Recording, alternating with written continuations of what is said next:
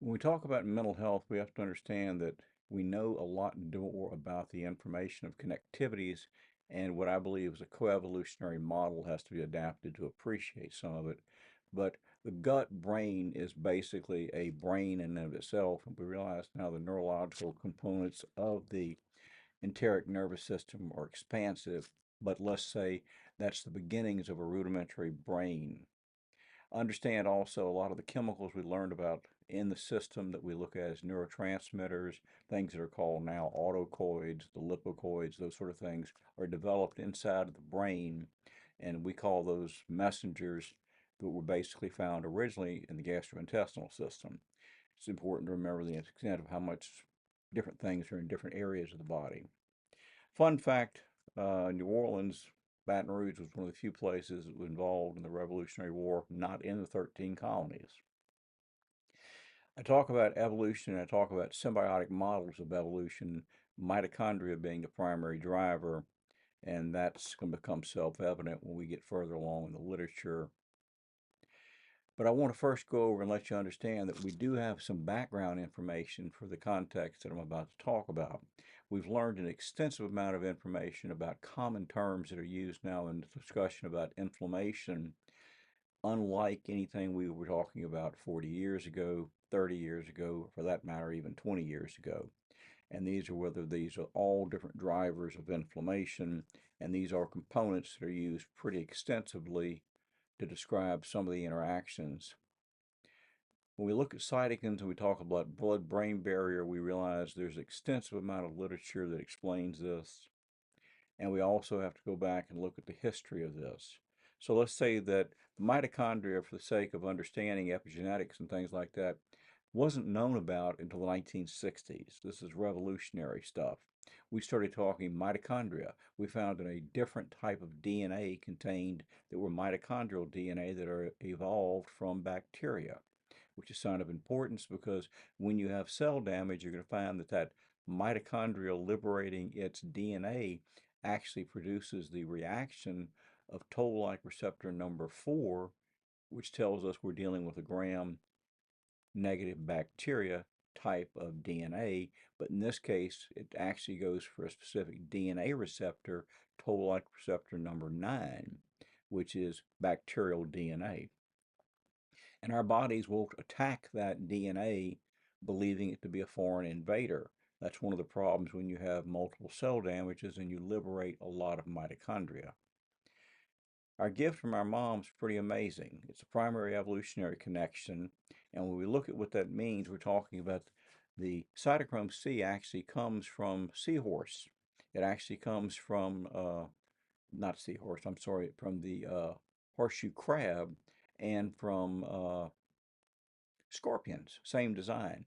These are hemolith creatures that use blood that is basically a copper-based blood that doesn't have iron in it.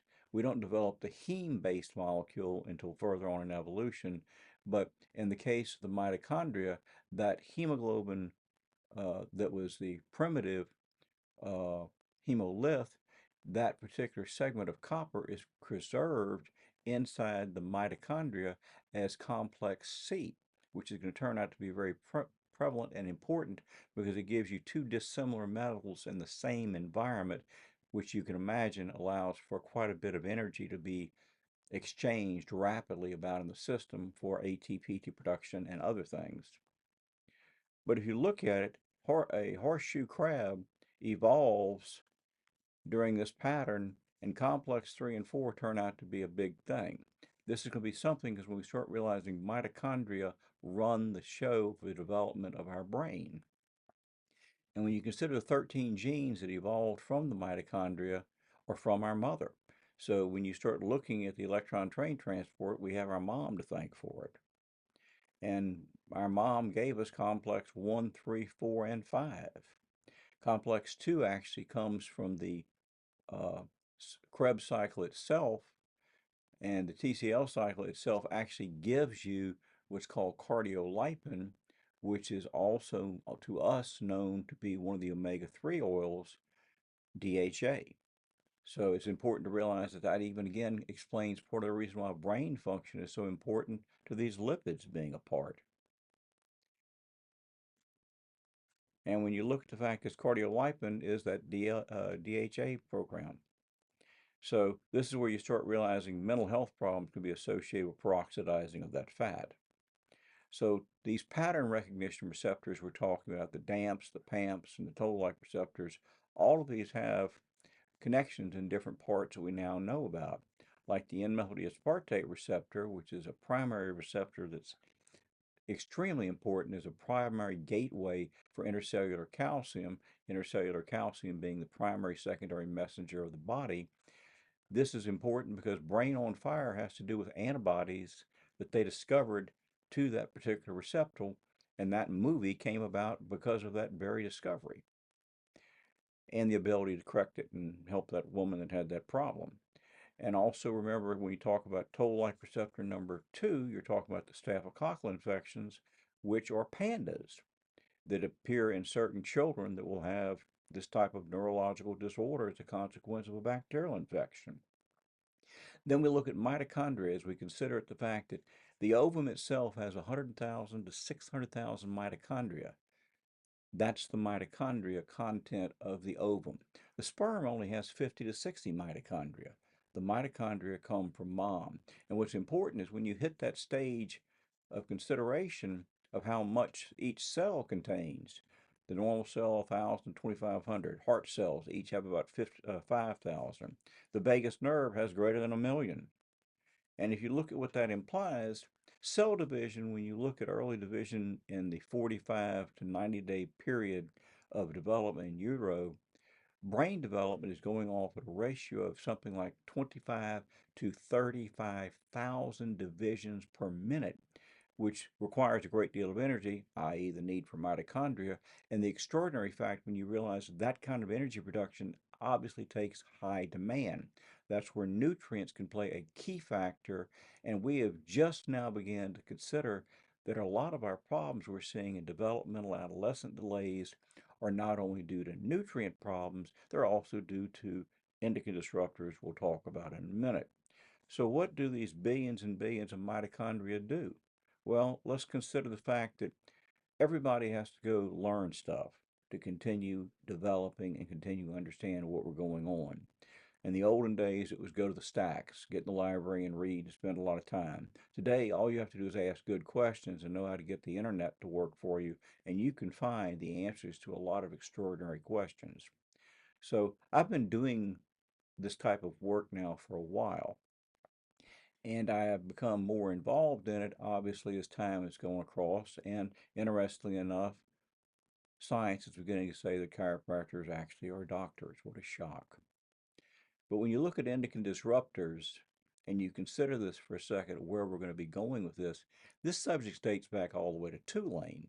They were talking about endocrine disruptors way back when. And what does that really imply? Well, we're now beginning to realize that these endocrine disruptors are really causing many of the problems we're seeing in brain issues. Because back in the day, we had B.F. Skinner saying black box.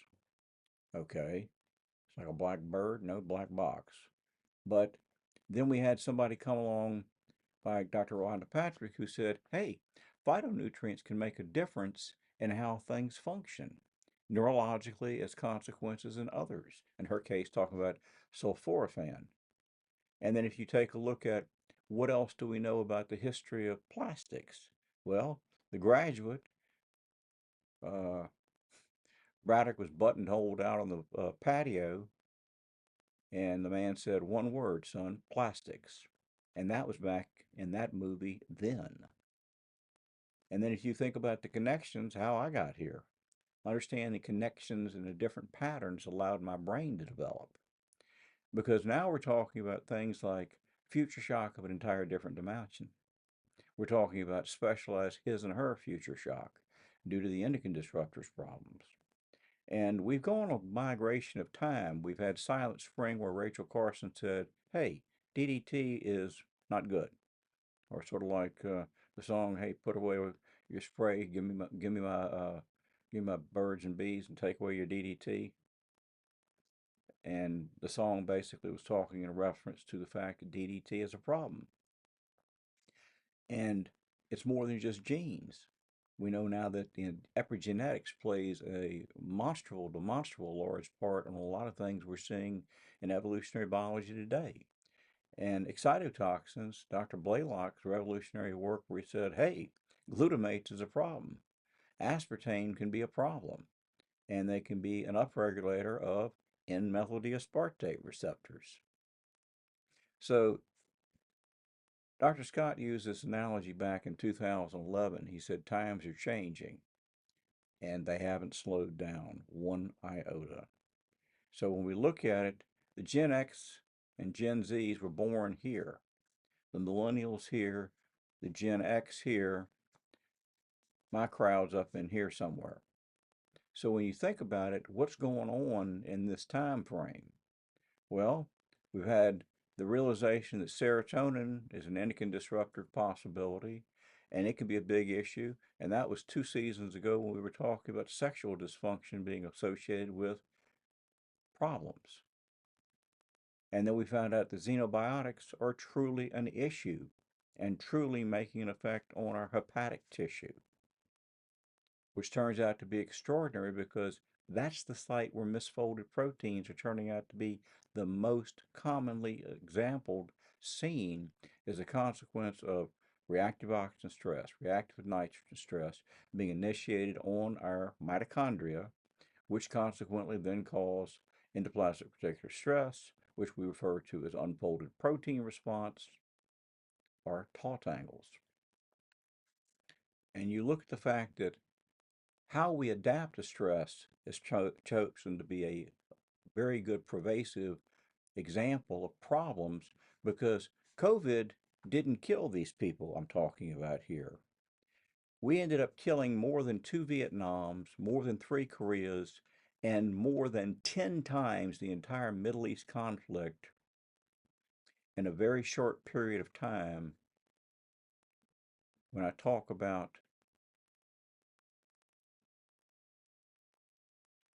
these people not reacting well to stress, all of them, but a lot of the younger generation did even worse than the old people. And the old people didn't do great either. Because when you look at the death numbers that we're talking about, 25 to 44, we had that many excessive deaths as a consequence of stress. Now look at the other parts that I'm talking to you about. In 1970, they recorded, and depending on whose literature you look at, 1, 2, 3, I saw in one outlier study, was the number and incidence occurrence of autism. If you look here now, you see that we're talking in the neighborhood of 1 in 36. If you look at California, they're talking about 1 in 17 incidents of autism. This autism is being driven by endocrine disruptors. This is not a simple hazmat mess up. This is a problem.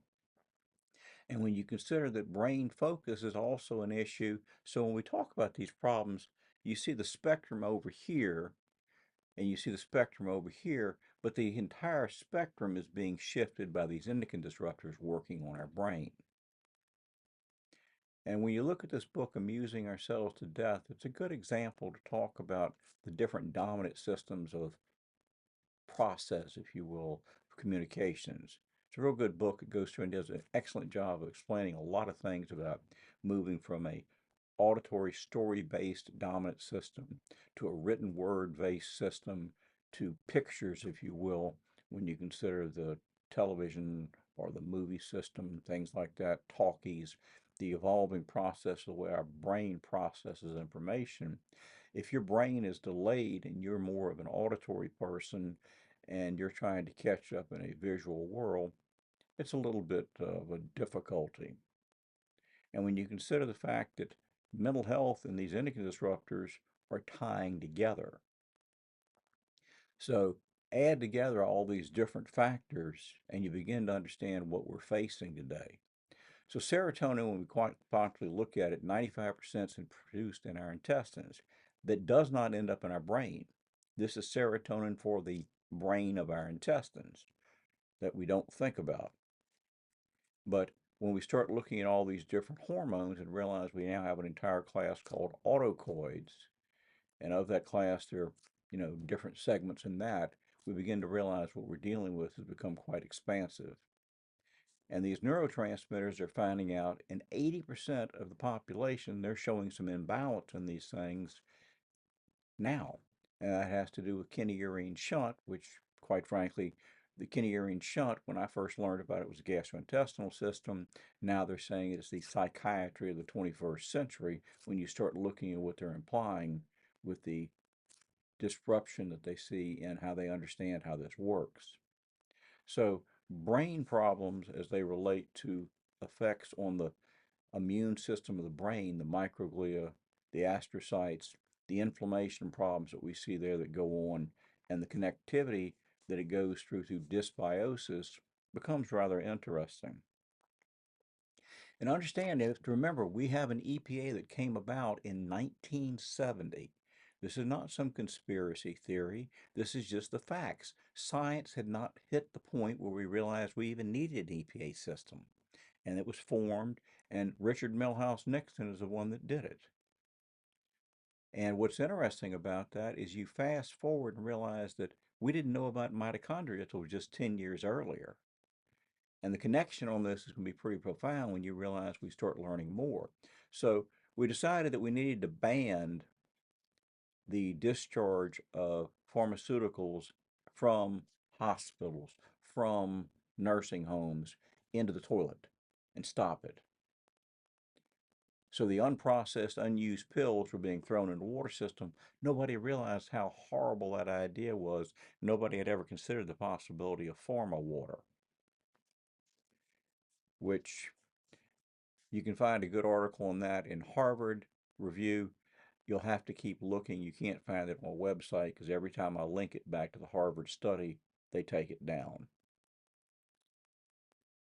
Then you look at pharma water, and then you move to what do we know about pharmaceuticals? Well, it's turning out it's getting the watershed too. So, of the EPA's moving in, they have said, okay, we need to get rid of these 6 things that are forever chemicals in our water. That's a great start. That's 2023.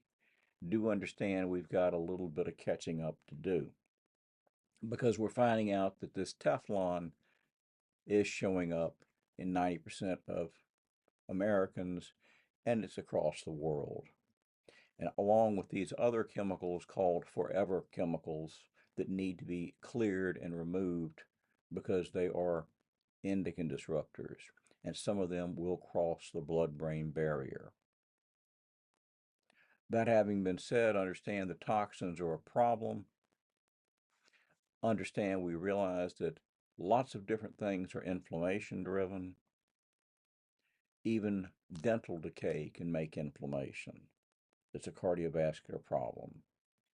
And we also realize things, and this is my mnemonic I made so I can help people remember the Teflon Kamal. And why did I do that? Well, the Teflon Kamal, he's Teflon colored, but I'm going to say he's that color. So what do we tell about Teflon Camel? Well, one of the things is Teflon blocks the aryl hydrocarbon receptor, which is one that's a primary clearer of environmental toxins, but it also is what we use to clear out our toxins, like our hormones that we make. They become bound up and complexed in such a way that they don't clear out, so it disrupts our immune system and our endocrine system because we're fighting the battle of this foreign compound. And then understand also, cadmium we know is a problem. We know we can get it in batteries. We know we can get it a lot of other places. We used to get it in cigarette smoke if you smoked. Arsenic, be aware of the fact that arsenic's been found in the germ layer of brown rice. If you look up rice and children, rice and babies, you'll be surprised to realize there's an extraordinary amount of information saying we probably should not be giving our babies as much of that arsenic as we are.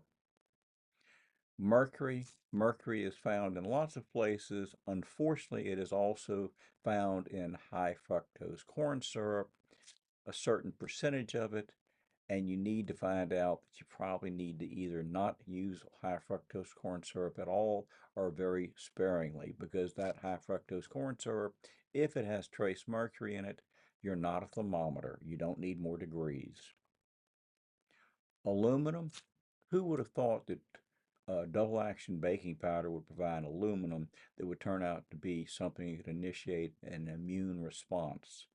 Well, we didn't think it was going to do it. We know it could work as an adjuvant in vaccines, but nobody had ever thought it could actually have that effect to the gastrointestinal system. It can. And lead, well, let's think about lead. Get the lead out. This is not a music group story. This is actually talking about we were manufacturing lead into Baton Rouge until 1986, tetraethyl lead. And the last manufacturing plant for tetraethyl lead in Algeria closed in the 2021. So we've still got lead out in our environment. Aluminum does mess with their visceral pain. We do know that it also is a possibility, and it also can have a problem with making gastric problems worse. So other excitotoxins we know about that we have to worry about are pesticides, are herbicides, the volatile chemicals, those that they off-gassing, the solvent detergents, the metals I went through, the plasticides as well, that's the BPA and the BPS and that stuff, the insulators, everybody's heard the commercial. Have a loved one died of mesothelioma, call the law firm of Dewey, Cheatham, and Howe. Asbestos, we know that's the cause of mesothelioma. Uh, Pollutants, synthetics, uh, the food additives, all of these problems can be issues. In fact, I have an entire book on food additives. It's adapted from Don't Eat That Shit. And basically, I'm going to make an entire video series on that one because most people prefer to listen to it than read all this stuff. So when we think about endocrine disruptors, where do we get them from? Well, the phytoestrogens do it. Dioxin does it. The phthalates, the flame retardants, the phenols, the PCBs, the pesticides, and a lot of the aromatic hydrocarbons. And these things, we got to remember, we've made a lot of this stuff since the World War II period. Everybody got busy being creative and making new chemicals. And we're making amazing things, did fantastic things. Nobody stopped to actually go, have we tested any of this stuff to see if it's going to hurt anybody? Not really. And we didn't do any cross testing to speak of. If you take A and put it with B, it gets you C. We didn't do that either. So back in 1999, we were putting out the equivalent of about 4 billion pounds of pesticide in the United States. That was enough for every man, woman, and child to have about 8 pounds of their own. So we've got a lot out there. We've also got 350 different pesticides that show up in our food. We have 3 to 10 gallons of this stuff around most of our house. And the average body has got about 400 synthetic chemicals in it. Well, people go, well, what does that mean? What does it mean? Instead of rationalizing and saying, what does it mean? Understand we're just now beginning to figure out it may mean more than we thought. So, styrene, styrofoam cup, xylene, ethylphenol, dioxin, DDE. This is all out of what was called the Fat Adipose Tissue Survey taken in 1982. So why did I use this particular date? Because this is 10 years after Richard Nixon had banned DDT and 12 years after he had created the EPA. So they banned this. They're doing the tissue survey, and they're finding 98 to 98, 98% to 90% of people were having this stuff, with 98% still having traces of DDE, which is the breakdown product of DDT. We know it's cleared out and disseminated in the environment because in Louisiana, the birds of prey have come back. The brown pelicans have come back. And as this toxin level has decreased in the environment, we've had recovery of species that were being decimated. Again, we're going to have to do that same thing and be adaptive to change our process so we don't become one of those species that are decimated. So when I say I've been around Cancer Alley a while and been talking about this for a while, this is actually a part of a presentation I literally did 30 something years ago. Perchlorate. It's something that's found in fireworks. It's something that's found in rocket fuel, spent rocket fuel. And it turns out it works as a substitute for iodine. And you find perchlorate being registered in breast milk because it's acquired through plants which pick up the perchlorate in green leafy vegetables, and that's one of the ways we get it. And we've had the problem coming down here to Louisiana for a while. And they were talking about this stuff in 1986 out of Science Digest. I've been quoting this one for quite some time. So what is also these things is these PFOAs are also turning about joint problems because some of these compounds will actually cause proliferation of increases of certain arthritises. And when we talk about central sensitization, I talked about excessive amounts of calcium inside the cell driven by going through that N-methyl aspartate receptor. Another name for that is central sensitization. And central sensitization has all these other names.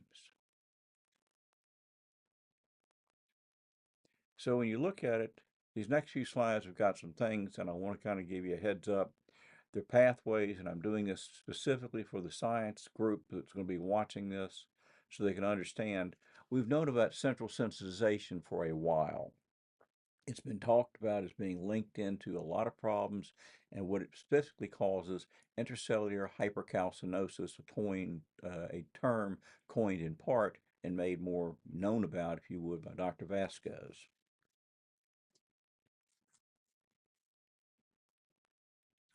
So what happens with this calcium? This calcium goes into the system, and if you don't have sufficiency of magnesium to block this port, which is also a big problem, it gets into the system and starts running rampant. When it comes into the system, one of the places that uses calcium as the currency of the realm is the mitochondria. There are two ports called uniports, uniport 1, uniport 2 on the mitochondria, as well as something called the essential mitochondrial regulator, which is MRA, which won't work until the uniports don't work until it kicks on. It appears to be sensitive to fluxes and many things, which may be part of its communication system. We're beginning to think on an electrical spectrum. But when you look at calcium and you talk about uniport 1 and the MRA system, understand that MRA right there literally is the Wile E. Coyote of the bunch. When it kicks up, you see the uniports start to open up and do their thing. And that's ATP production. We're talking, that's where all the power comes from. And when we talk about the power, we're talking about if you disrupt the power by peroxidizing that cardiolipin, you can see right there what type of problems it does. It makes inflammation form more inflammation components called inflammasomes, and the cascade across this gets pretty important. And when you look at it from an evolutionary standpoint, it's a lot of things. So tryptophan is this diversion pathway we talked about that's going to become the psychiatry of the 21st century. This is this whole process of all these different urinary acids. One of the first ones that whoever noticed about this was Hoffer Osman years ago noticed that a mauve color dye was reagent was used to be identified in urine for schizophrenics. And that particular compound can be reduced by giving people higher amounts of vitamin C, niacin, or niacinamide, and reduce that. And it also ended up reducing some of these people's symptoms. And they found that people who were alcoholics who had been self-medicating their schizophrenia with alcohol found it capable of reducing their alcohol consumption and not being um, having the same problem, schizophrenic behavior, because they were able to take down this particular inflammation process. And This NAD is a big thing. This is the niacinamide component that's actually used for a lot of things. But guess what? BPA dioxin both block the aryl hydrocarbon receptor, which is necessary for the clearance of quinolic acid, along with you have to have magnesium to get quinolic acid to convert to NAD. So it's important to realize the major drivers of depression chemically are on this pathway that we've talked about, this kinase pathway. And these different types of components are being recognized as what they find with these particular maladies neurologically. And we have to realize also emotional factors play into this. And this is where I think psychiatry is interesting, but even psychology is more interesting because what we've learned, it blends together when you start seeing things come together. And understand that melatonin is even a byproduct of serotonin. And if you don't have enough serotonin and it's not converted right, you don't get melatonin. Anti-inflammatory for the brain. That's what melatonin is. It's not just about sleep. It is a primary anti-inflammatory to block inflammation. Low melatonin promotes more inflammation in the brain. And when you talk about this uric acid, we talk about this N-methyldeaspartate receptor, this is the gateway for calcium. And there's a bunch of things that are important that are going to make a difference. One of them is, of course, glutamate, made more prevalent by Dr. Blaylock's book, Excitotoxins, A Taste That Kills, but he also mentioned aspartate, aspartic acid. So these particular compounds basically cause, for some people, too much excessive calcium going inside, and it produces problems. Because remember, these are all the different compounds that are not actually called MSG, but they are glutamate containing products that are in our food stuff, and people that eat highly processed food have health problems. Homocysteine is another chemical that we know will also increase the uptick. And homocysteine and behavioral problems have been known linked about. I was talking about homocysteine and leptin back in 2012. Quinolic acid, the quintessential neuroinflammatory compound, causes increased calcium spilling in the brain. And understand, when this stuff gets leaky, permeability problems, these are the autoimmune diseases, Th17. Th1, we think of more with environmental allergies, stuff like that. But when you look at this blood-brain barrier compromise allows us to get across, and who is it going to be causing the gliotoxicity with? From the N-methyldeaspartate receptor. Quinolic acid, look at what it does once it gets across the blood-brain barrier. And this is the inescapable neurotoxin. So let's think about this for just a quick second. We've got a border here that's supposed to function as a barrier that relegates and keeps these guys from getting kicked on. So we're not supposed to have the Th17s being activated. We're not supposed to have overabundance of the toll-like receptors. The FOXP3 is supposed to be running, keeping everything in balance. So we have the Tregs form that don't have an inflammatory titration to them. And when you look at where we go, this becomes a show. Inflammation, intestinal barriers compromised. The lipopolysaccharides get across from gram-negative bacteria, and it produces these type of inflammatory chemicals. These low-grade inflammation chemicals turn out to play a part in making liver inflammation, which makes NASH. Important to remember that. So high blood sugar is not just causing problems with arterial lining, it's also stressing the liver, causing it to become inflamed, which makes scar tissue, non-alcoholic fatty liver disease, which is going to promote low-grade inflammation, which is going to cause this stuff to be stored in our fat, along with the environmental toxicology issues. We're also storing these inflammatory markers, so the high blood sugar, along with these chemicals, are all being stored in our adipose tissue. So one tells me that, well, I'm healthy, but I'm overweight. You're probably only as healthy as how inflamed you were and how much environmental stuff you were eating when you made that fat. I will reserve judgment until we try to get it off of you and see what it does to you. Because I tell people weight loss sometimes requires management of protecting the liver.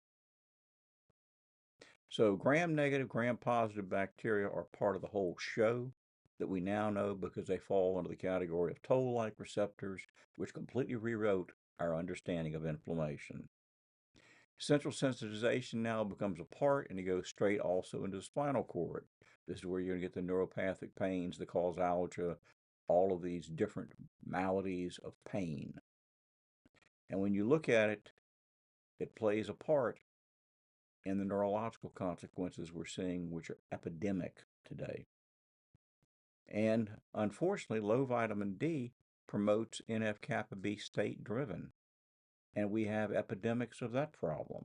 So low vitamin D actually makes the permeability process even worse because the intestinal problem becomes inflamed, which initiates the production of something called microRNA 155. MicroRNA 155 is an issue because it is a key that opens the blood-brain barrier and allows for more inflammatory cytokines to cross over the blood-brain barrier. It is not good.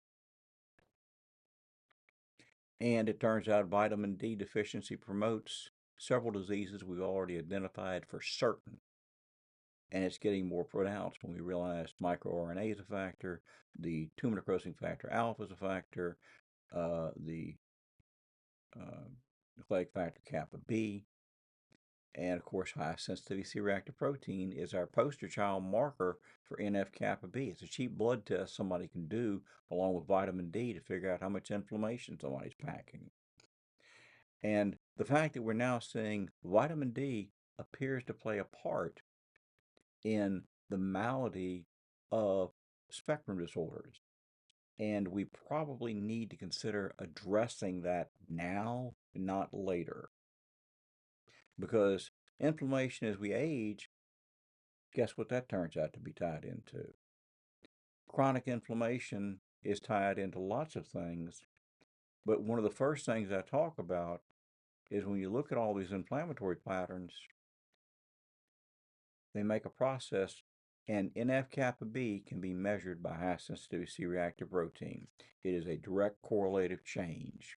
If it goes up, that means that high sensitivity reactive protein is up, NF-kappa B is up. And that's important because guess what we've identified as true movers with that very phenomena? All these different maladies. And when we talk about epithelial mirroring the glycocalyx, and this is where I have sort of a moment where I share with people, males mostly in the audience, when I say, do you understand what erectile dysfunction is? And most will go, no. Did you remember the part of the commercial when they said, ask your doctor if you're healthy enough for sex? Wouldn't you want to know what the hell that was about? Well, here's the thing. It's a indication that if you're having that malady of erectile dysfunction, you're suffering from endothelial dysfunction. And endothelium is the lining of our arteries that are the glycocalyx.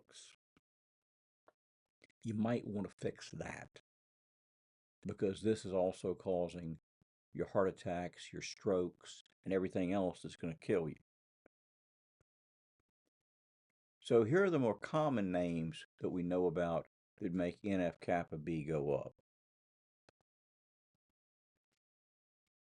When you look at pattern recognition receptors and you appreciate the fact that these things have been just now elucidated in science over the last 30 years, they're new. And understand the epigenetic factors, the outside liars that we didn't really know about, because remember, it was not till very long ago that we were all being told it's in your genes. Well, I'm here to tell you it's not in your genes. It's in your transcriptomics, it's in your proteomics, your lipomics, and all the other omics that we're looking at now that are epigenetic factors, not genes. So knowing your genes doesn't tell the story, it just tells you your potential. And it really doesn't limit you because once you change the epigenetic factors of the intestinal flora, because remember, you've only got 24,000 genes. Rice has 54,000 genes. Let that sink in. Right. It's not genetics that we think about, it's genetics of the bacterial flora that we have in our intestines provides millions of genes that we use to produce different compounds that we exploit in our body. That's why it's important that we selectively transport through the intestines things we want, not things we don't want. And then add into that code breaker, because this is one that changes your entire epistemology about believing in genetics alone, because what they showed us by accident was this transmission occurs by methylation, histylation, which is basically ends up being like a burr hanging on the outside of the genes of mom's ovum, it appears, in the mitochondrial realm, in the microRNA realm, it appears, and these are turning on and turning off problems. So jet fuel, BPA plastic, bug spray, that kind of stuff makes these methylated burrs that hang on the outside and cause mitochondrial dysfunction. And they do it at well below the no observed adverse effect level. That's significant.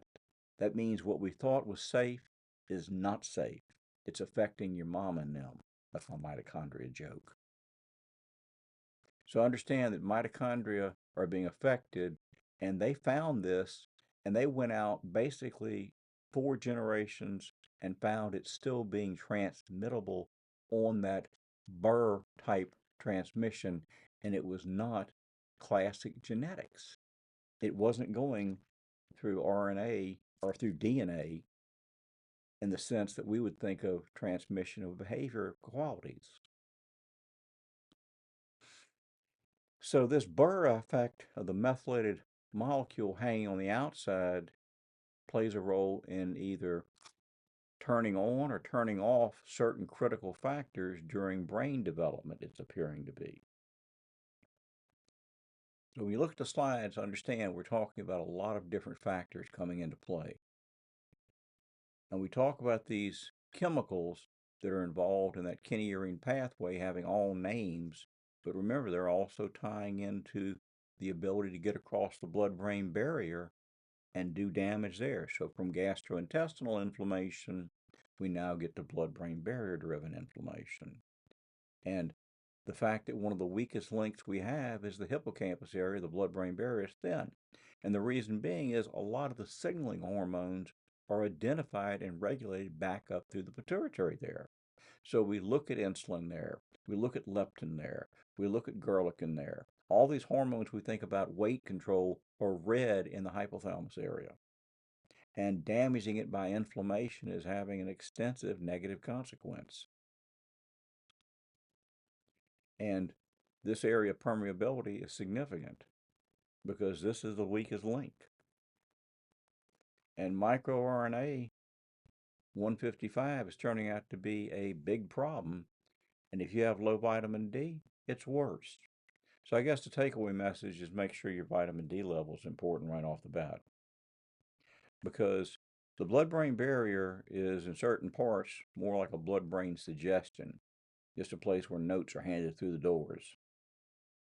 And when you look at inflammation, these toll-like receptors we know do all sorts of important things, and including, along with the uptake of too much sugar, initiates the spontaneous generation of this palmitic acid, which when it hits a certain critical phase, it makes this serinamide stuff, which is a sphingomyelin lipid, which turns out to literally block these pathways, which these are what we know as the insulin receptor program. So it shuts them down and your insulin activity is stopped. This cell becomes effectively insulin resistant. When you have enough of this happen throughout the body, we call that type 2 diabetics. When it happens to your blood-brain barrier and it happens to your brain, we're calling that type 3 diabetes. Vitamin D limits inflammation on this level. Vitamin D is important to this. And high prevalencies of vitamin D deficiencies and African American children is believing to be a part of what's causing some of our health issues we're seeing more predominantly in children who don't get enough sun or vitamin D. And diabetes is an issue. It is a inflammatory driver. It is not just a sugar problem because it can also have psychiatric problems with it. And we know for a fact the pro-inflammatory state of diabetes is a real phenomenon. And depression can be a cyclic effect. And when we look at what we thought was the problem, and we're realizing that we probably need to be down about 5.6 to be safe by not having high blood sugar. Because high blood sugar increases blood-brain barrier permeability, and you can see where this is going. The glia cells and the vascular structures become compromised, and it all makes into inflammation in the brain. And hyperglycemia by itself causes all these problems, high blood sugar. So it affects your brain, and it's important that you be aware of it. So if you know somebody who is a type 2 diabetic that you care about, make sure you tell them they need to quit being a type 2 diabetic. If they want to know how to do it, my blood sugar when I found out I was a type 2 diabetic was 8.2. I was having a valve replaced, and I hadn't been paying attention to myself. I had the valve replaced. I didn't pay attention too much to what they were telling me to do with my type 2 diabetes because they wanted me to have things like fruit, stuff like that. And all that sounds great, but knowing what I know about fructose and something called a GLUT5 receptor, I'm not going to do anything to promote more inflammation. I now have an A1C of 5.6, and my doctor didn't have to give me metformin to do it. Understand type 2 diabetes is a problem. If you can do something about it, it's important to try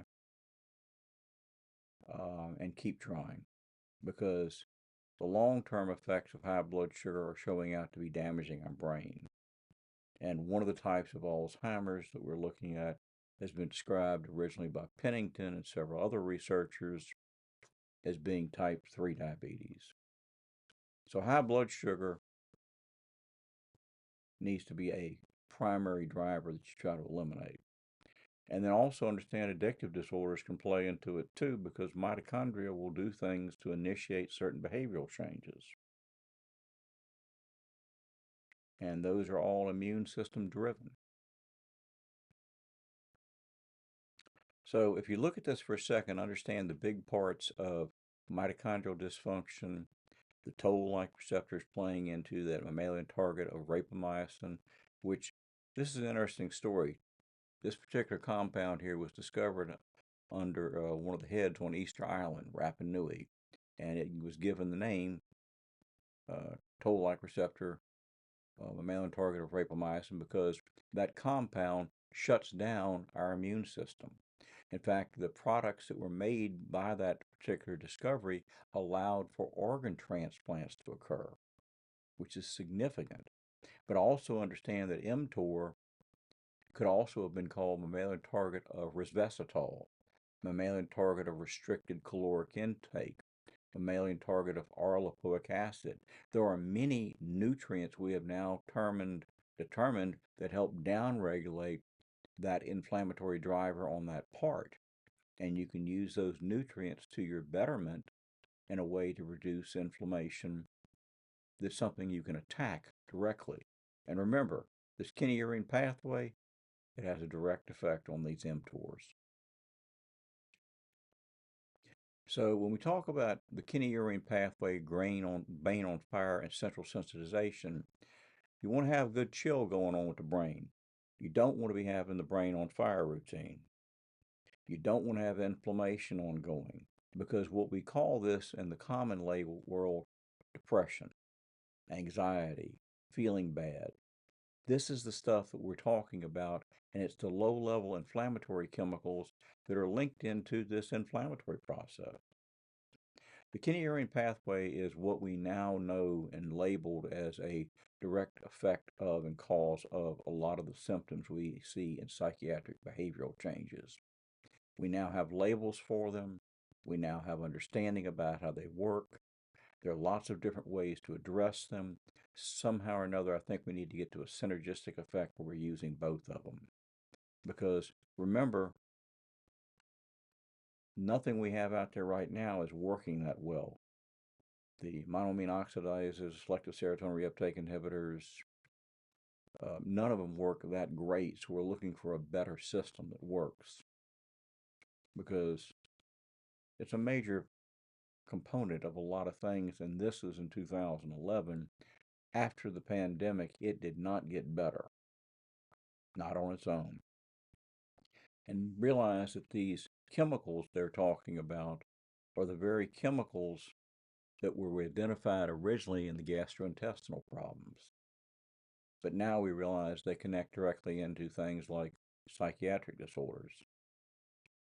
So the blood-brain barrier is a big component of this entire process. And when you look at it, we're talking about the foreign chemical receptors that are out there. They're going to all play a part of it. And there are lots of different parts of the omic system we have to consider when we look at it. But just as a side note, we have to remember too that there are other drivers out there. Viruses are one. We've identified these 8 common herpes viruses in humans. And these make a different pattern of inflammation, and so on. And we know that the COVID virus did the same thing.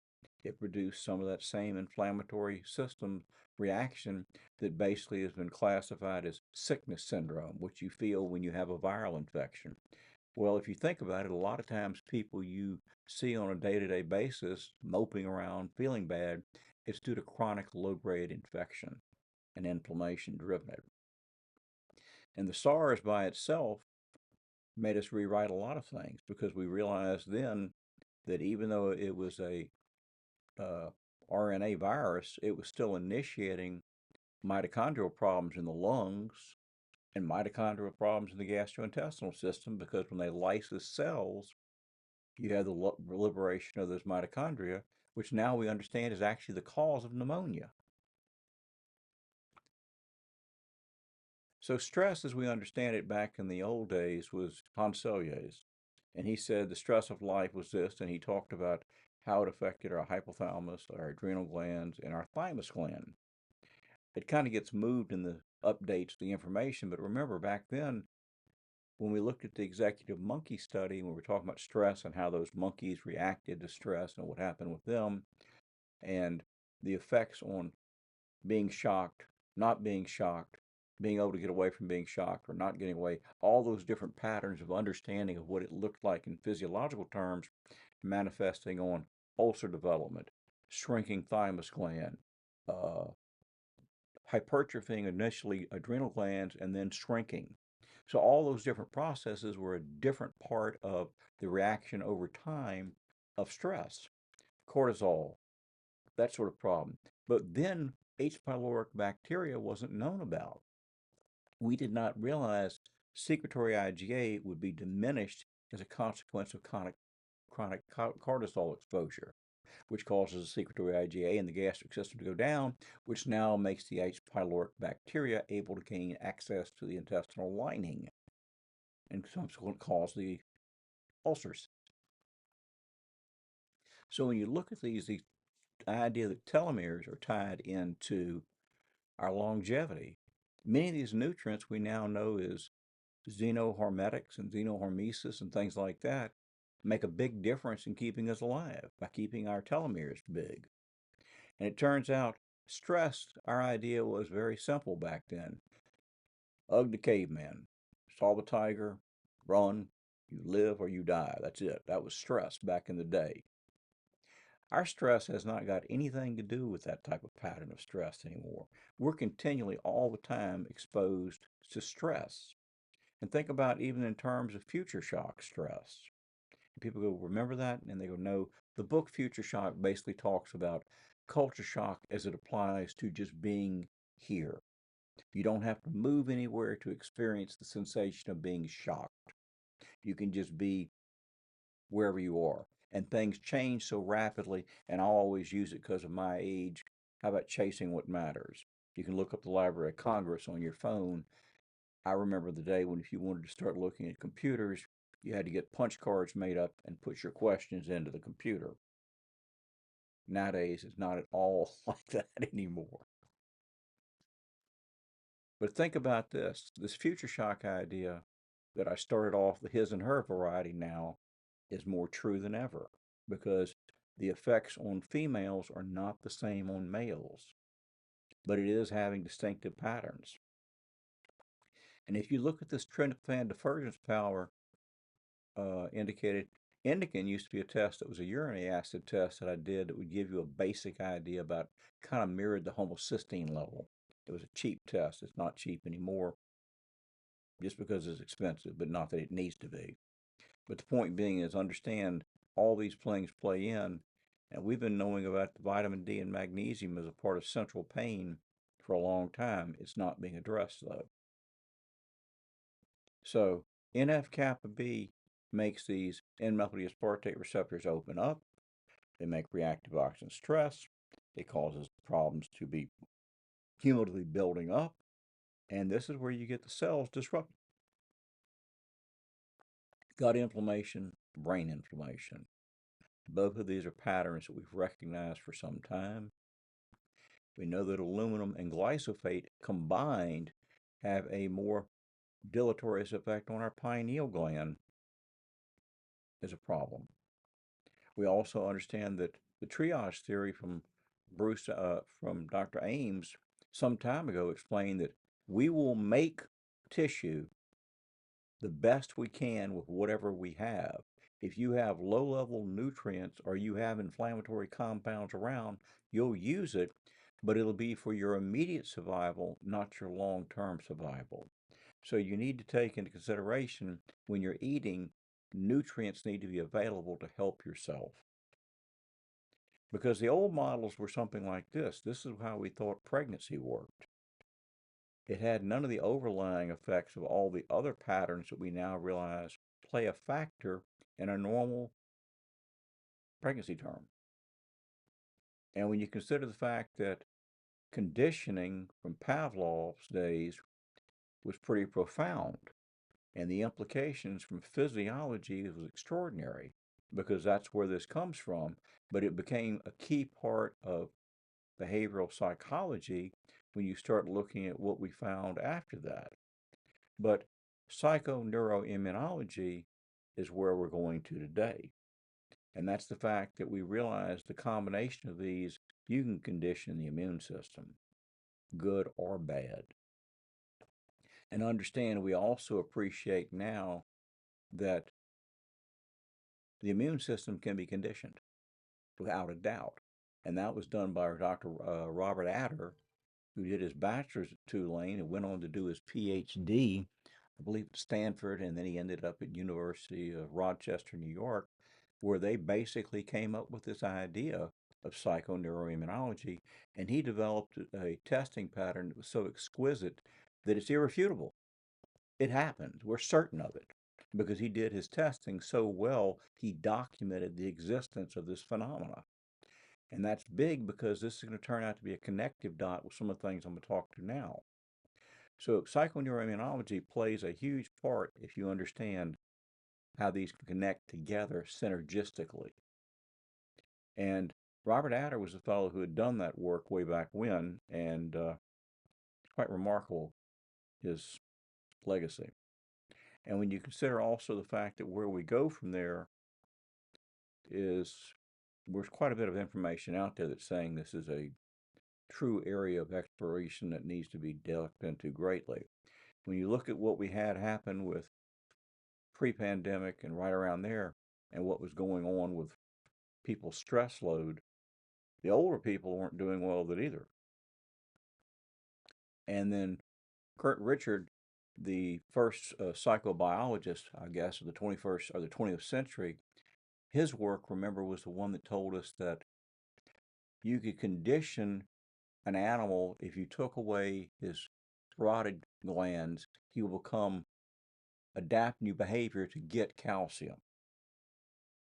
And he will crave calcium and will compensate for the absence of a parathyroid by eating much more calcium-rich substances than he ever had before, truly changing his behavior. They noticed the same thing when he altered sodium management, and animals would become craving for sodium chloride. So nutrients do dictate our behavior. We know that for a fact, and they do make behavioral changes to accommodate that needed behavior. Pica is one we've also heard talked about, and to this day, some people argue it's not real. It is real. I just don't think it's been truly appreciated or recognized what it is. And if you look at what he also showed us, the presence of neurogenic shock being able to be initiated by a conscious belief.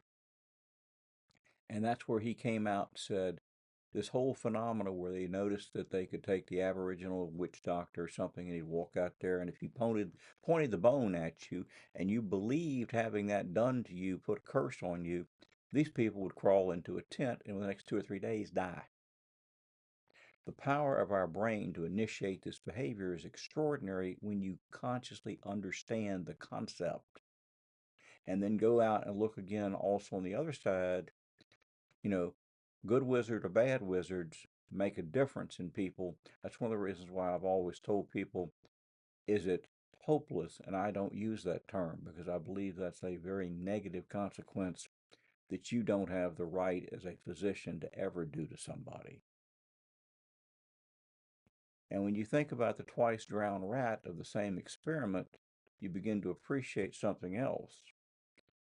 The animal was cage raised, those specifically, not the ones caught in the wild that were used in this experiment, because they tried it on different populations to determine what were the factors. So if the rats had been fed, had their cage changed, had water, were taken care of, not maltreated, expected good things from the big light person shadow that came walking around, they expected good stuff. So when that person took that little mouse and flipped him up into the water and let him proceed to drown, literally go under, and grab him with a set of tongs and put his little butt out and dropped him out there and let him recover for a whole 3 minutes, then throw him back in the water. The amazing part was, because the rat had come through prior experience to expect to be helped, and he was helped or she was helped once, perceived or unperceived, because in the case of the experiment was the experiment. It wasn't to help the animal, but the animal perceived it to be. That same animal that would give up in 10, 15 minutes and go to the bottom would now not give up for up to 60 hours, which I believe, if the math was right, it's about 200 times, 240 times more effort before it allowed itself to go down. So when you believe something can happen, the power of your physiology, we just are beginning to tap into.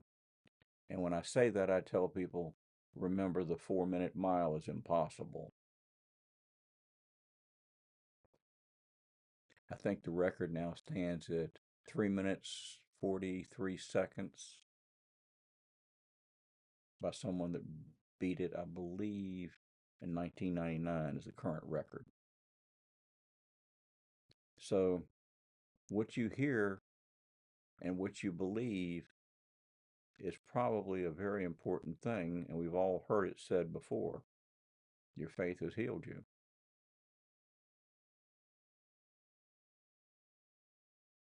So let's talk about the bad behaviors of stress. I got this from a lecture by Dr. Hunter, and she called it the cops.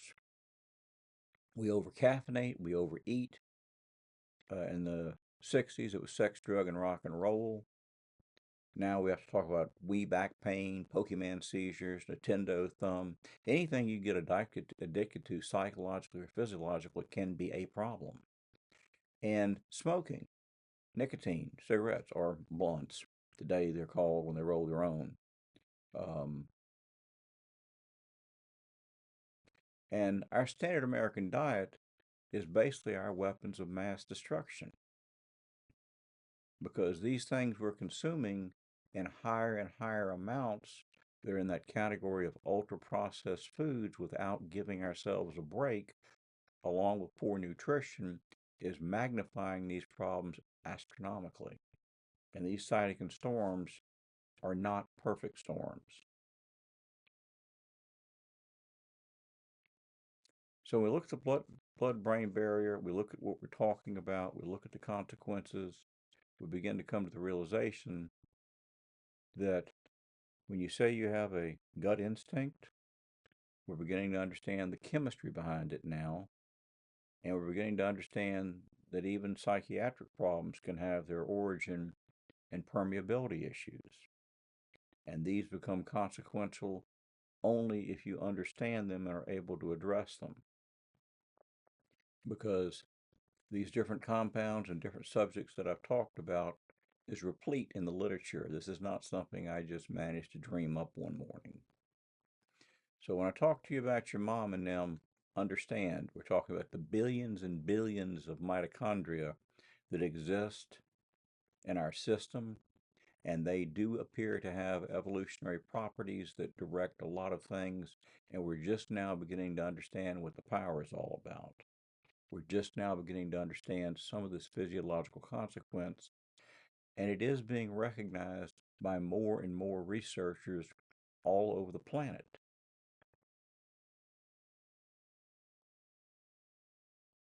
N-methyl aspartate is a big part of it, and we know it's a big part of the entire process. And the fact that it can be tied into such the common diseases as prion derivatives,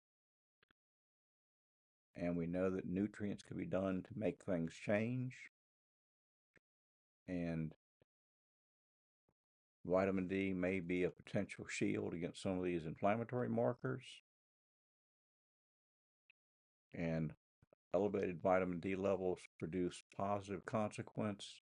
Low vitamin D produces negative consequence. And all these different compounds make a different part of the entire sequence, because we're not born clean.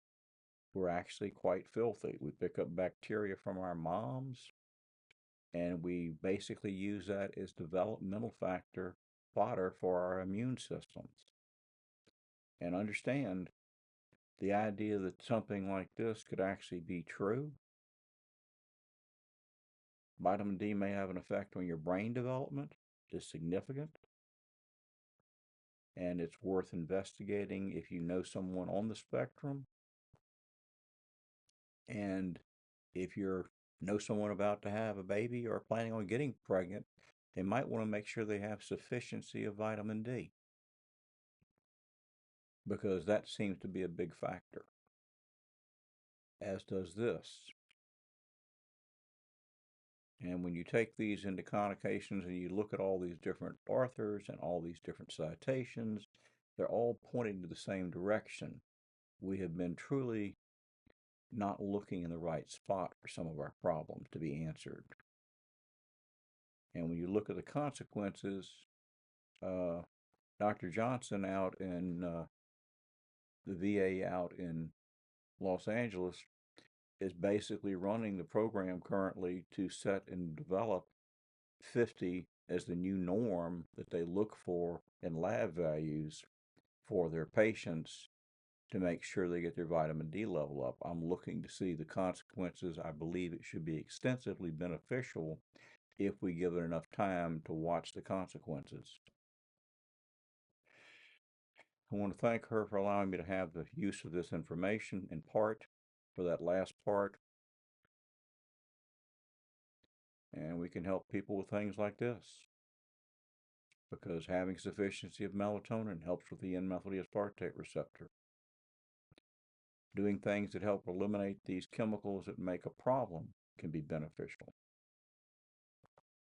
We can do things like knowing certain phytonutrients make a difference in inflammation levels and directly affect the N-methyl aspartate receptor.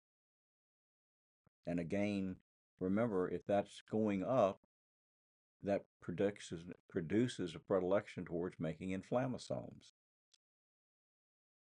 And you can reduce some of those with some of these phytonutrients.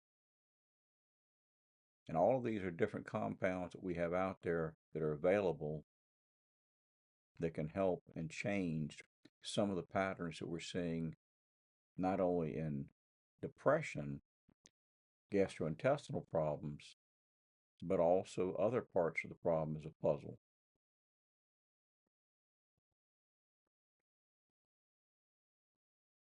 And when you look at the different parts of it, you begin to realize there are lots of things that are available that we can consider